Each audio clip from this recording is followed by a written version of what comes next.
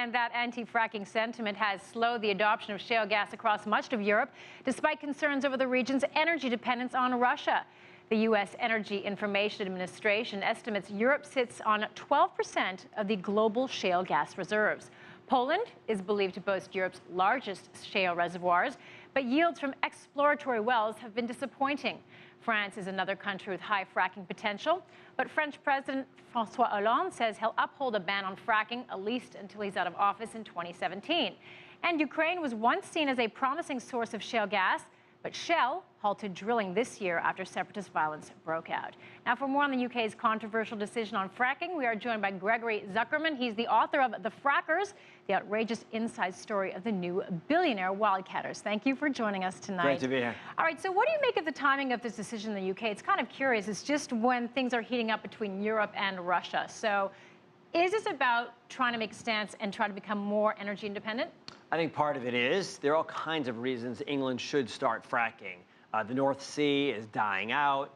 The country right now gets about 40% of its energy from coal, dirty coal. They're literally importing dirty coal from the United States, and that's up from about 30% a few years ago. So they need new energy sources. They're sitting on what we think are substantial amounts of natural gas and oil from shale. So to argue that they should find new sources of energy seems pretty obvious, and fracking and shale seems like the way to go. Okay, so environmentalists obviously don't like it, and actually a lot of people don't like it.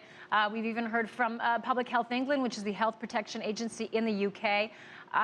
They're not really in support of what's going on. And a report has included that a substantial majority are against the licensing plan because of concerns of the environmental impact.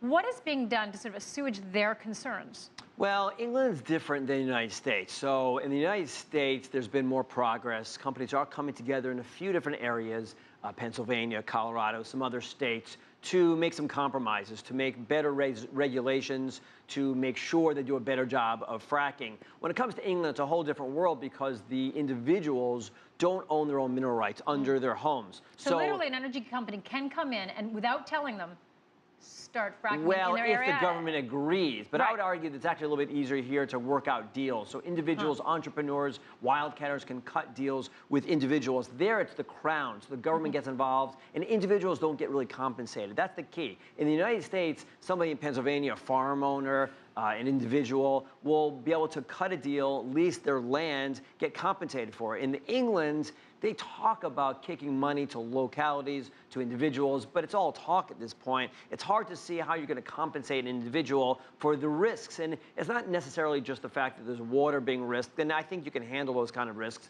but there's the nature of communities that's going to be jeopardized.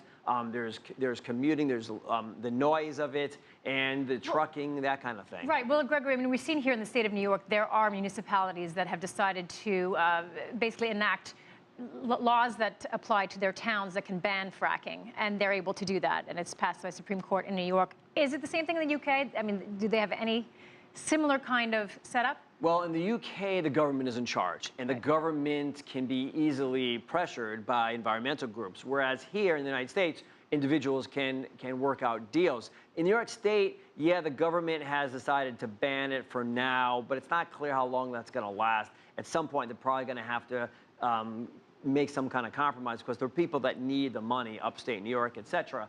In the UK, the government is in charge. And as a result, the environmentalists actually have a little more power. They can put pressure on the government. Eventually, they're going to have to make some sort of compromise because I don't know where they're going to get their energy. They don't want to be, if you care about global warming, as I do, you don't want to be beholden to coal. Coal is dirty. It's not good for the environment, carbon dioxide emissions, et cetera. So you want to shift away from coal if you're the UK or China saying for that matter. If it's done in a responsible way, it can be a good option, is what you're saying. But there has to be proper regulation to ensure that they are not polluting the water, that they're not causing tremors, et cetera. Yeah, my argument is that... Do you believe that they can do that?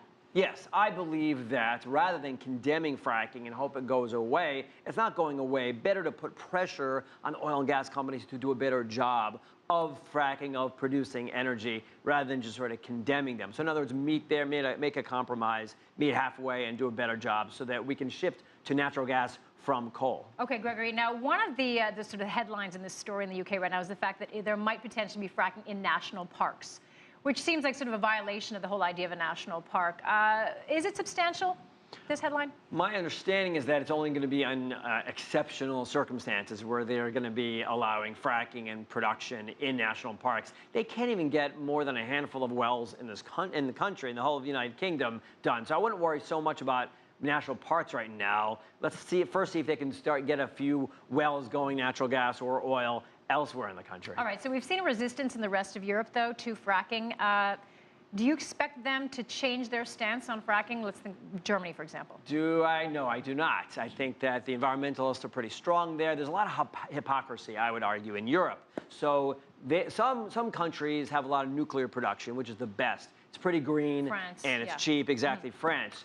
Germany, though, would rather be dependent on Russia. And where's that getting us? That's not really getting us too far. I mean, Europe in general, about 35% of its energy comes from Russia. And as a result, Putin and Russia have a lot of power, and there's conflict as a result. I would argue that at the margin, at least, you should be shifting away from dependence on China, dependence on dirty coal, and you should be embracing production of natural gas and oil from shale if it's done in a proper way. And it can be. We just got to work with the producers and put pressure on them as opposed to condemning fracking. All right. Well, let's see if that happens in Europe, if there's some change happening there. Let's see. Thank you so much. That was Gregory Zuckerman, author of The Frackers, the outrageous inside story of the new Billionaire Wildcatters.